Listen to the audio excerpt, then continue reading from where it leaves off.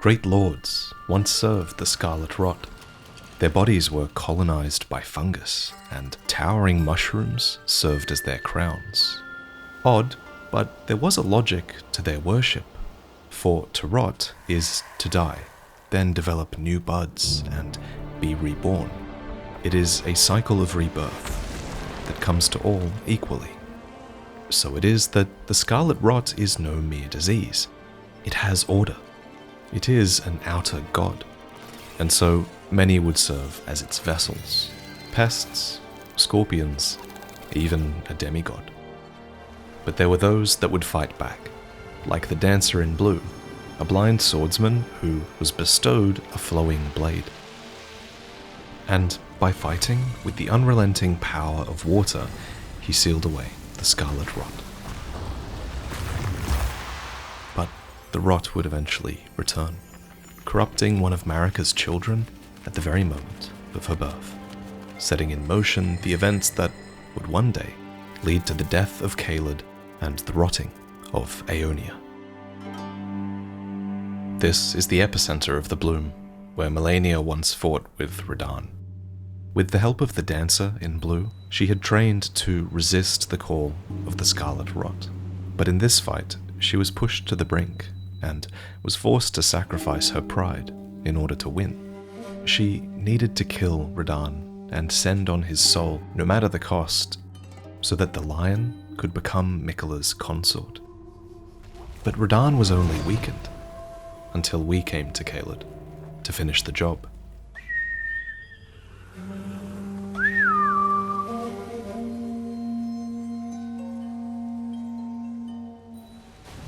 When the Tarnished arrives, it's been an age since Caelid was first decimated by the Scarlet Rot, and it's the worst at the center of Caelid, where Malenia once bloomed.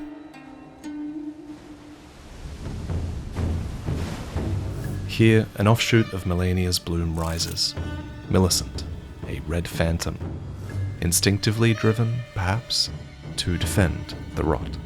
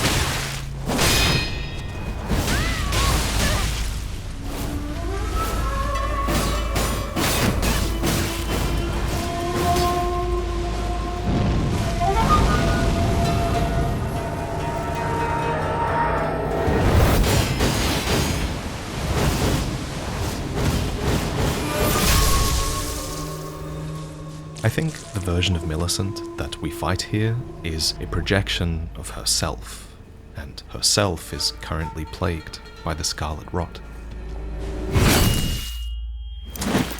This is just one of many horrors that we face in Caelid.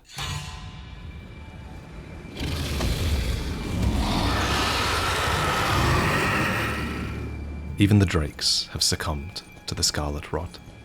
The local wildlife runs rampant in unending war against Radahn's stoic warriors, who stave off these rot-crazed beasts with fire, and the pale pests crawl through the land, abandoned children of the Scarlet Goddess. They possess a keen intellect, and have even managed to tame the local wildlife, as has the one who lives in this shack just outside the nearby town.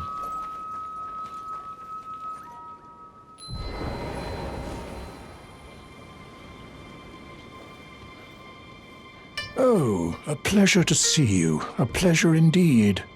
I am Gari, a great sage, in my day anyway. I'd hoped to ask a favor when one of your ilk came along. A strapping young Tarnished, able to cross the scarlet swamp of Aeonia. Don't fret, I'll provide fine recompense. Should you accept, I will teach you the secret of Celia, the town you see there.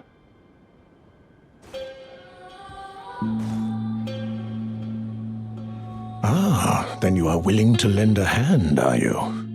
I need your help to heal a certain young girl. Her name is Millicent. You will find her beyond Celia, resting at the church atop the cliff, stricken by the rotting sickness.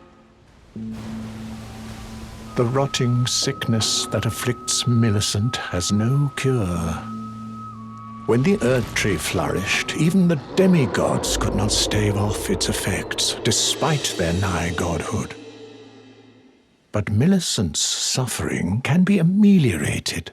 For this, you are to find a certain needle. Seek the deep scarlet swamp of Aeonia outside Celia's bounds. The needle, made from unalloyed gold, is lost somewhere there. The center of the swamp is defended by Commander O'Neill. It's hard to say who he once fought for, but even after his lord was fled, O'Neill continued to brandish his flag in the devastation of the rot-eaten field of battle. He was the sole veteran that remembered this battle with pride.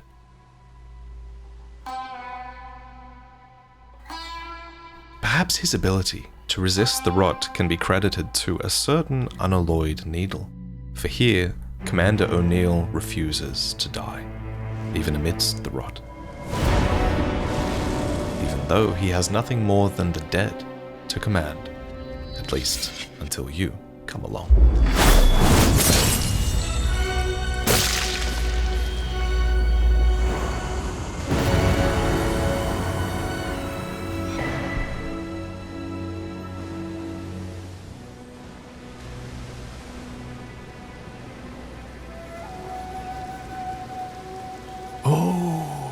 You found the unalloyed gold needle.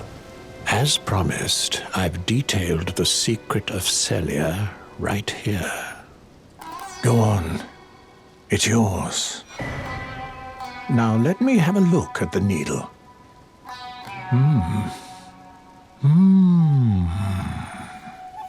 Well, this is a marvel indeed. The work of a true artisan, a meticulous, bold craftsman who grasps the essence of life. Can you give me some time with this? As well made as it is, it won't be much use snapped in half, will it? This needle was made by a demigod, by Miquella, the unalloyed, twin brother to Melania, who was born carrying the scarlet rot. Melania's plight led Miquella to unalloyed gold, a substance that could resist the meddling of the outer gods. So it was that he created weaponry, prosthetic limbs, and needles that could lessen his sister's suffering, but none of them cured the sickness entirely. Indeed, Miquella's tragedy is his nascent potential, full of promise, yet never, it seems, able to see things through to the end. I have awaited your return. The needle is repaired. Now it will forestall the rotting sickness, I'm sure. Will you give it to the girl, Millicent? I will reward you in kind. Millicent rests at the church atop the cliff beyond Celia, the town yonder. Tended to by the witless pests who worship her, or rather her rotting sickness, as a god. A wretched fate, indeed.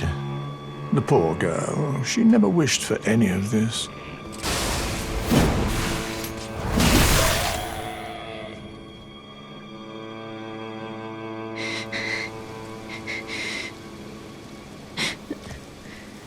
If you are wise, you will leave immediately.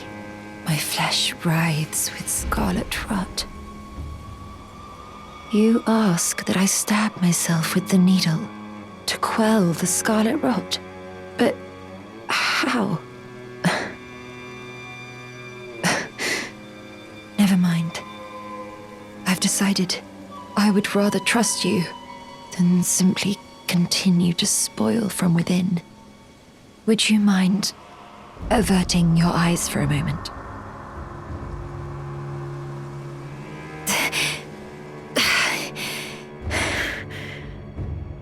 Well, that was easier than expected. But why do I feel so...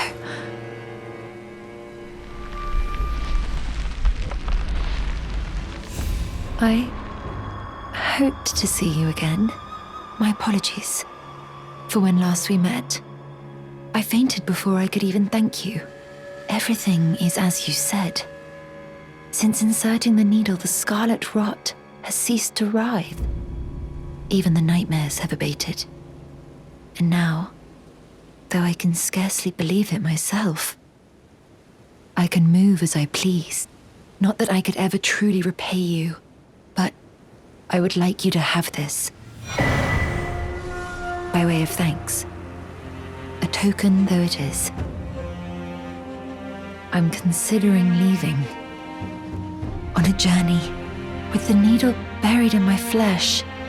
I've started to recall, but dimly, my destiny. It's all thanks to you. My name is Millicent. I pray fate permits us meet again. And so Millicent begins to recall what she calls her destiny. These memories were lost to her when the scarlet rot began to ravage her flesh. But she was born to take this journey. Being a bud of the scarlet rot, her destination is not hers alone. And Gowry, her adoptive father, is keenly aware of that fact.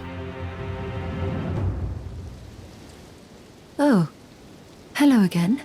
Something about this place felt familiar to me, so I decided to pay a visit, hoping to find someone here, but I've only found emptiness. Perhaps before my departure, I needed someone to say farewell to. Well, never mind that.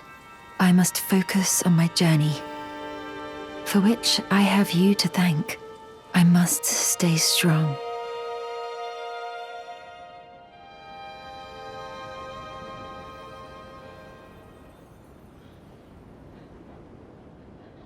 Oh, you noticed, did you? Indeed, Millicent did visit this hovel of a home. It seems the memories eaten away by the rotting sickness yet remain, but faintly. However, she has no need of me anymore. No, she must embark on her journey and stare her fate in the eye. I mustn't impede. As I've aged, I've found the best way to aid the young is to be forgotten. Please make certain that little Millicent goes unharmed. Like her mother, she has the stuff to be a great warrior, but commands only one arm and is yet preciously young. You've been a saint through and through. As thanks, I vow to impart to you my knowledge of the lost sorceries of the Sellians, descendants of the Eternal. In case you haven't felt it already, something is very off with Gowry, this sage who teaches us the secret techniques of the Pale Pests. Do you find it peculiar that I would show such concern for the girl? Well, I'm the one that found her, a mere babe in the swamp of Aeonia. She is one of my dear daughters. But the rotting sickness erodes one's memory. I doubt that she remembers the first thing about me. Oh, I must be getting old. I didn't always worry so much.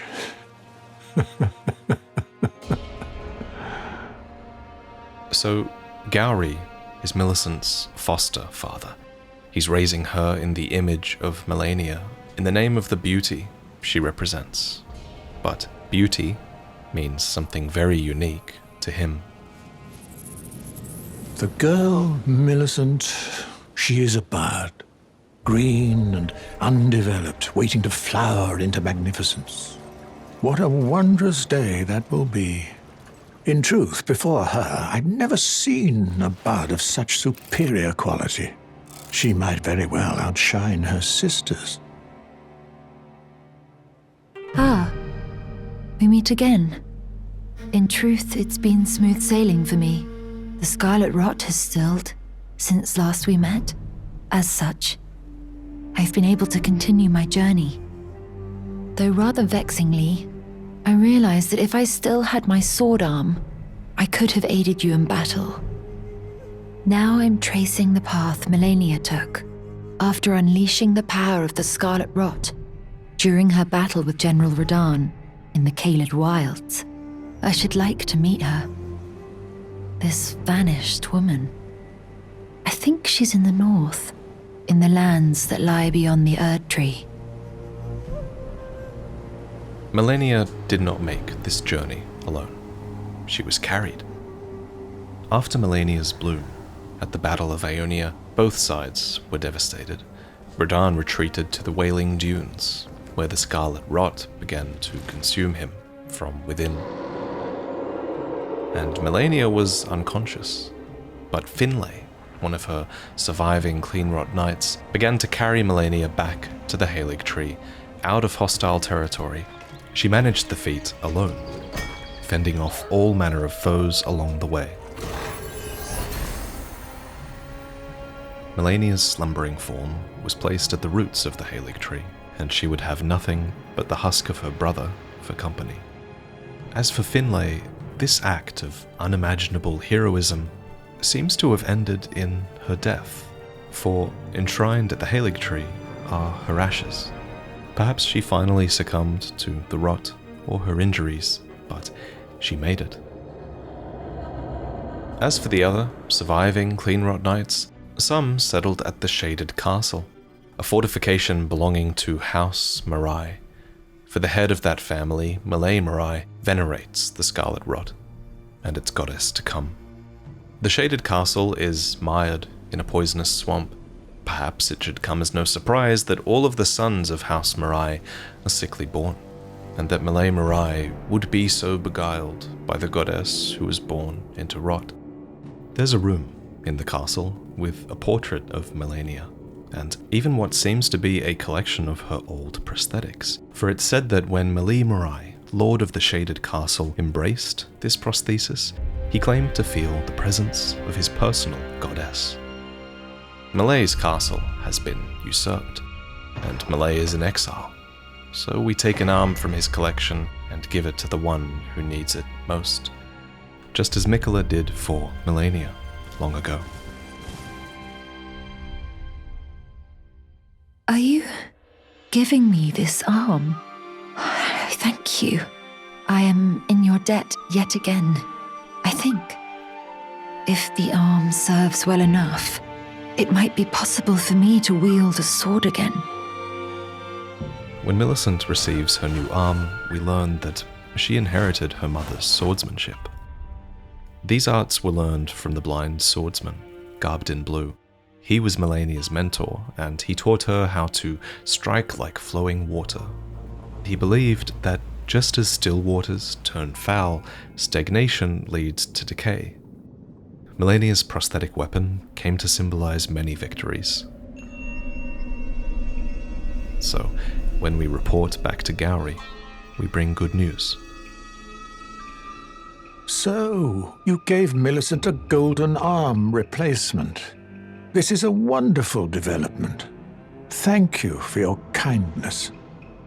Now, Millicent may fully realize her true warrior's potential, like her beautiful mother.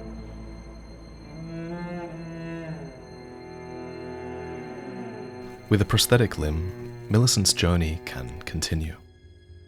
Her wanderings have brought her to the Windmill Village, a town filled with dancing women who have flayed the skin of others.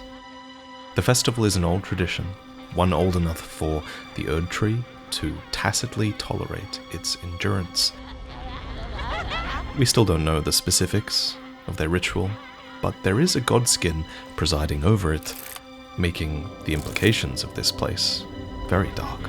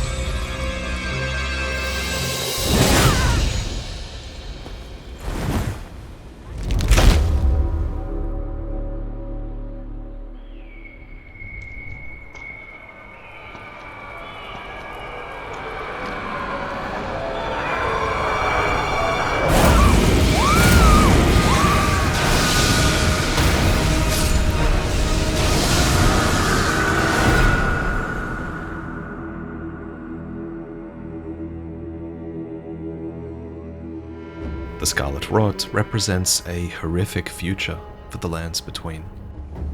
It's no wonder that many are afflicted with frenzy, tempted by the desire to burn it all away.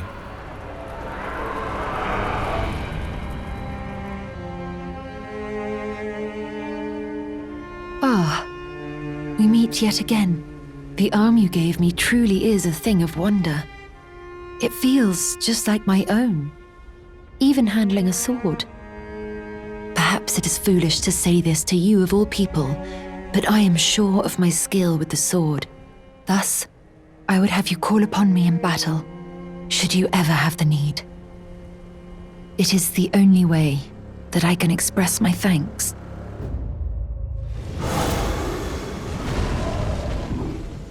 And so Millicent becomes your blade, not unlike how Malenia became Miquella's long ago.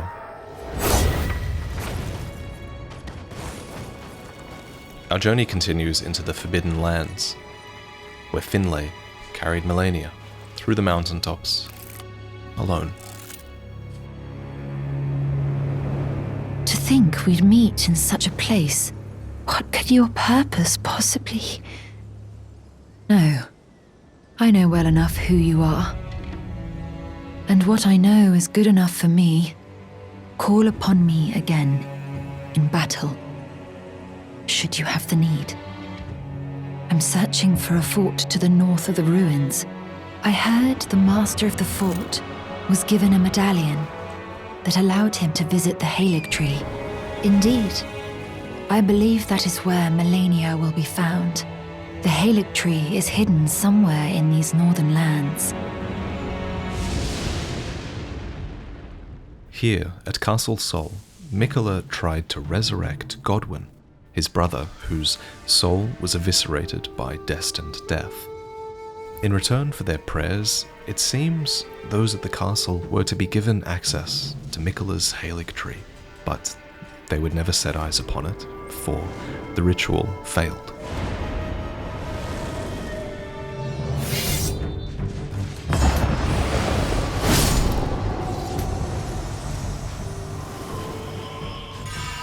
Many in the lands between find Miquella's promises alluring.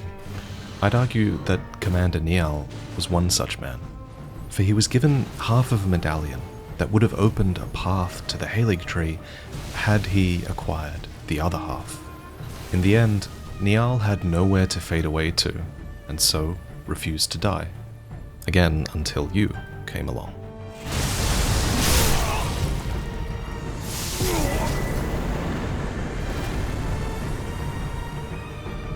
At the edge of the mountaintops, you can see it, the withered top of the Haligtree. Long ago, Miquella watered this tree with his very own blood, and it was here that Miquella embedded himself, cocooned at the Haligtree roots, awaiting a rebirth. At the Haligtree's edges, the oracles play their horns to herald the imminent arrival of a new god, or age. Perhaps they foreshadow Miquella's return, or perhaps, instead, they foreshadow Malenia's ascent to goddess.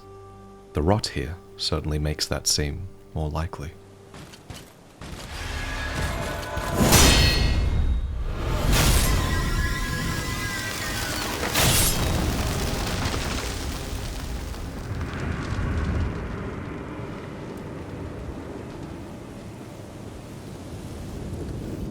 Again we meet. I can only surmise our purposes are aligned, in which case, allow me to explain myself. I am of Malenia's blood, but in what capacity I know not. I could be sister, daughter, or an offshoot. Whatever the case though, I am certain of a kinship between us. There is something I must return to Malenia. The will that was once her own. The dignity, the sense of self that allowed her to resist the call of the Scarlet Rot, the pride she abandoned, to meet Radahn's measure. Millicent is truly an offshoot of Malenia. She is a scarlet bud, for Millicent was found in Aeonia after Malenia's bloom. She was the most promising bud of many, in fact. But buds like Millicent aren't Melania's only children. There are also the pests, the kindred of rot, Melania's abandoned children. We always knew these pests were intelligent, but our adventures in the realm of shadow have also revealed that they're crafty and kind, which makes it all the more tragic that we have to kill them on the path to their mother.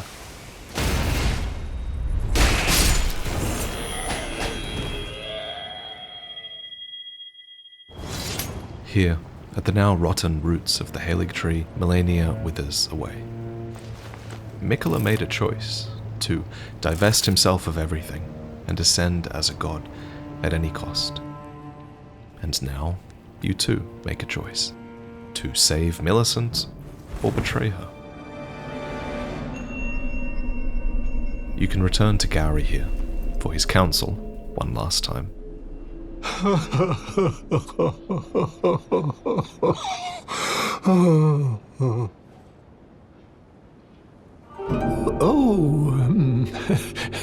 I didn't notice you there. Welcome. How may I help you? My apologies, though. You hardly needed to see me like that. Oh, it's just I realized that I'd soon be saying my goodbyes to Millicent, and my eyes began to well. She is to meet them very soon, her sisters, and when she does, she'll be defeated, surely, and begin to flower. Which is why, if you happen to be present for the girl's fight with her sisters, I ask that you side with the sisters and kill Millicent. It must be done by your hand, no other. Millicent trusts you, rather deeply in fact. Sever that trust. Nurtured by betrayal, her bud will flower most vividly. When Melania ascends to godhood, Millicent too shall be reborn as a scarlet Valkyrie. You can't tell me you don't wish to see it. The superior bud that is Millicent becoming the finest of flowers. I beg of you, kill her with your own two hands. To bloom, as her mother once did, Millicent needs to be pushed to the brink. And if that involves your betrayal, that's all the better, according to Gowry.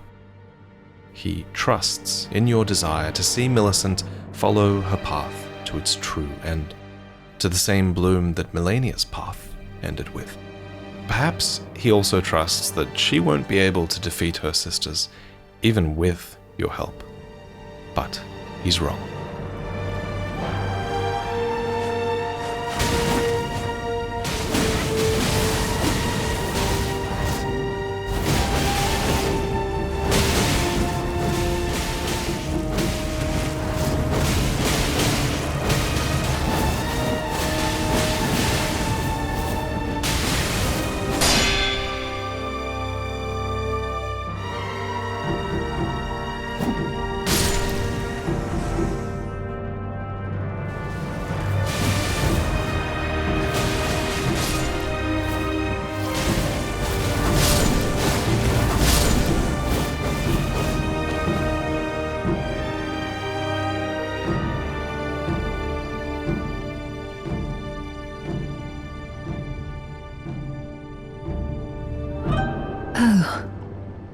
Hello.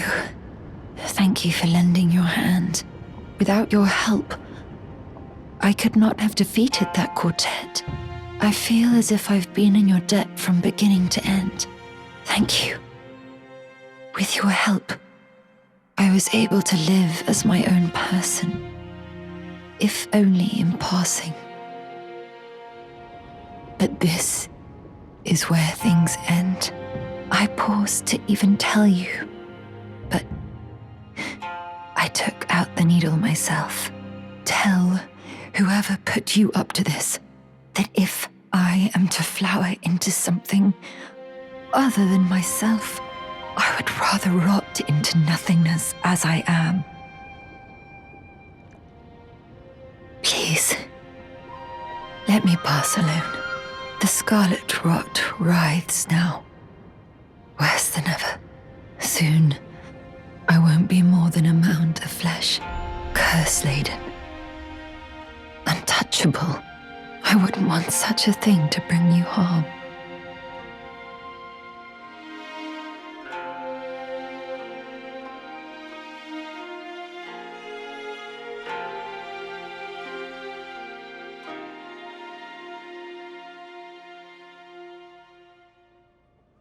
Gowry was wrong about everything.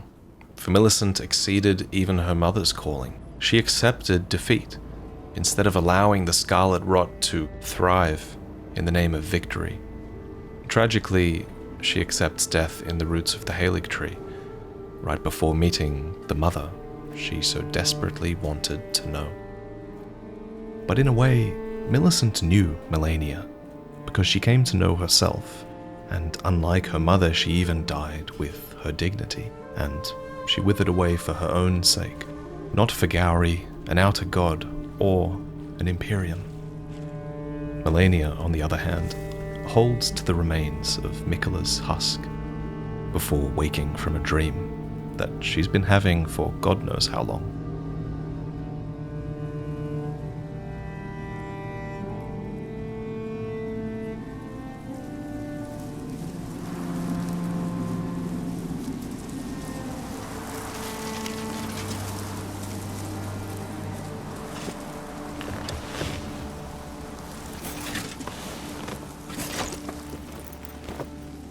I dreamt for so long. My flesh was dull gold, and my blood rotted. Corpse after corpse left in my wake. As I awaited his return.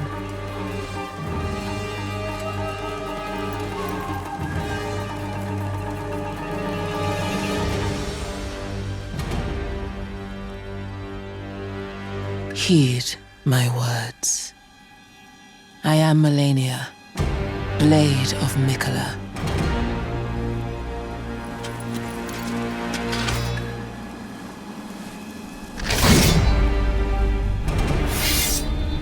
And I have never known defeat.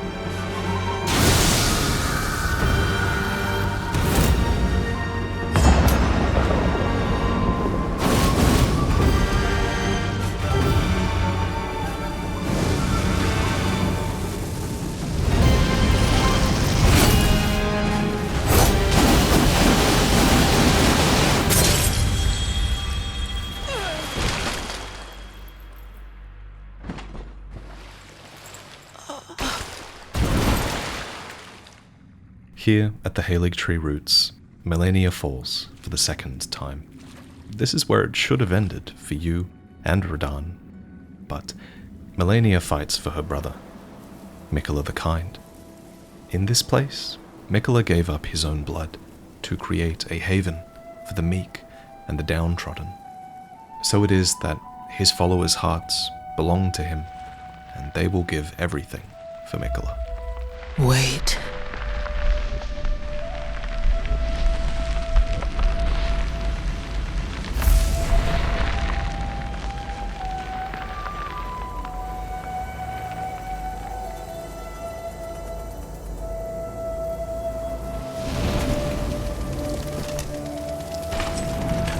The scarlet bloom flowers once more.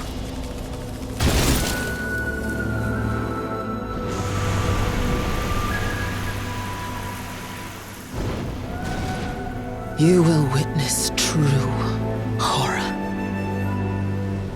Now, rot. The Scarlet Rot is not a disease, it's an outer god, and Malenia will be its vessel if it's the difference between victory and defeat. Many Tarnished are no different.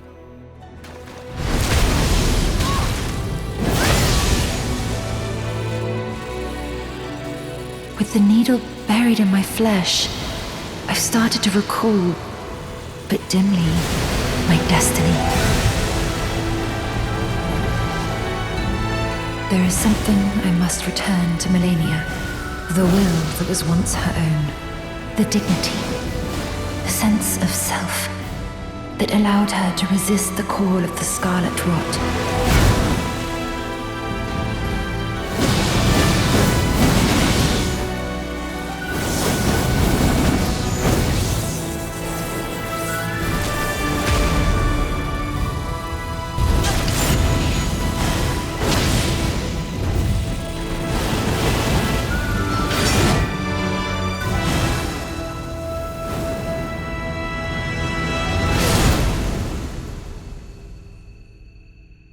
Your strength, extraordinary.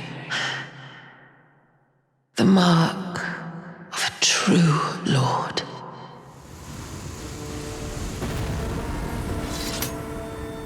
Oh, dear Miquella. Oh, dearest Miquella. My brother. I'm sorry. I finally met my match. Left behind after Malenia's truest defeat is this, another scarlet bloom, the same one that would have enveloped Millicent had you betrayed her. But thanks to us, Millicent was able to remove the needle of her own free will, and unlike Malenia, she retained her pride. And this needle has changed. It's no longer broken in half. It no longer even shows signs of having been repaired by Gowry. Instead, it's whole and purified and glistening with dew.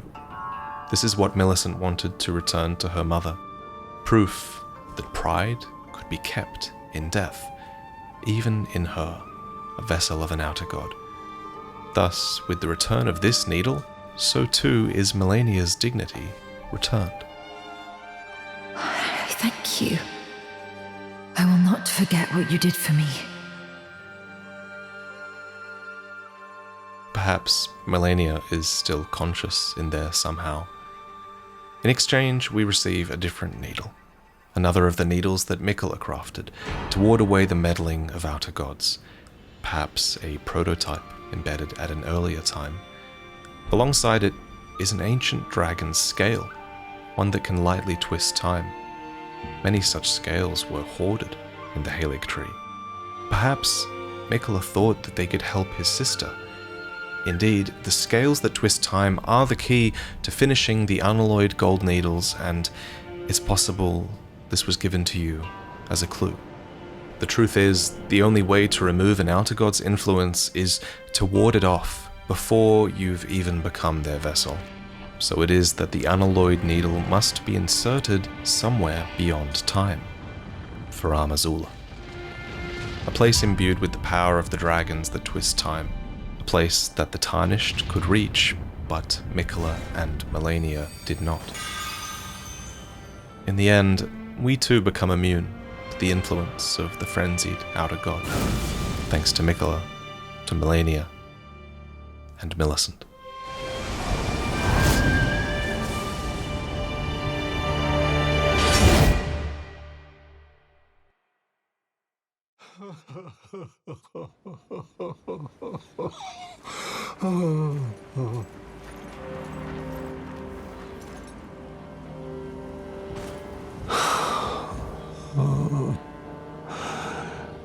Millicent, my daughter, why would you take out the needle?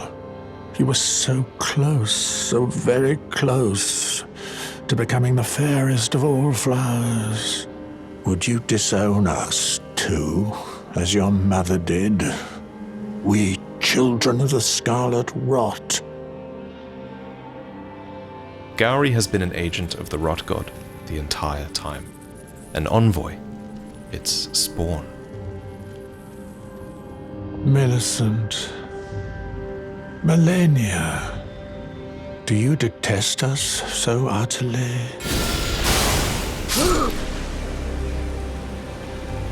We shall meet again, you and I. There are countless bests to choose from. As many times as it takes for you to understand.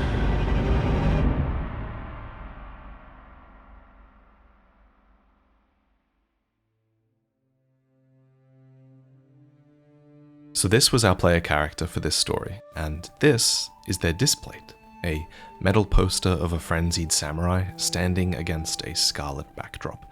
Link in the description. If you enjoyed the video and you would like to support the channel, this is a good way to do that. In return, you'll get a displate that is sleek, sturdy, and versatile with this magnet mounting system that won't damage your walls. It's even available in Textra, which is a textured finish version that you can see and feel. And if you buy any of these with the link in the description, you'll get 23% off if you buy 1 or 2 prints, and 33% off if you buy more than 3 from the store. Check it out. Now, on to shoutouts. Please give your love to these guys in the comments. They deserve props far more than I do. First and foremost, to MissPap1, who was my project partner, editor, and capture artist. He came up with the idea of having a frenzied player character so that we could cleanse off the frenzy as a part of the storyline towards the end, and their idea paid off magnificently. Just look at some of these scenes. For these two-person fights in particular, him and his close friend have been choreographing these PvP fights in many of our episodes, and the Millicent duel might be their best one yet. One of my favorite parts in this video was the windmill fight scene, which was captured and then had its first round edited by Vertka, who was a great addition to our team for this video. Vertka added tension and really dynamic camera work to this scene, elevating it from the original concept. Check out their channel to see more videos just like this. Another great addition was this Frenzy weapon mod, commissioned from Cleveraptor. They're one of the best moveset modders out there, and they helped with so many little things in the video that were crucial to our presentation. Sadly, the Frenzy mod has been broken by the update, but no worries because Clever has tons of other mods that are just as amazing. Downloading these can unlock a Diving Blood Assassin character or a firebending martial artist for you, and there's so much more, so check out his mods. In addition, we also used the Eternal Blades mod for a few moments, and I'll put a link to all of these mods in the description. As for the samurai theme, shout out to the Sekiro and Ghost of Tsushima OSTs, so good. Then of course there's the animated art. This video had not 1 but 2 sections of animated art, and as always, John Devlin and Xavier nailed it. And then all of this was elevated even further by Arcane Bard, who created SFX for the animated scenes as well as the telescope scenes. It's so much fun working with these guys, and I love storyboarding and fine-tuning everything with them. So yeah, I'm really thankful to be able to work with so many talented people. Of course, thank you for watching. It wouldn't be possible without you, and I'll see you next time.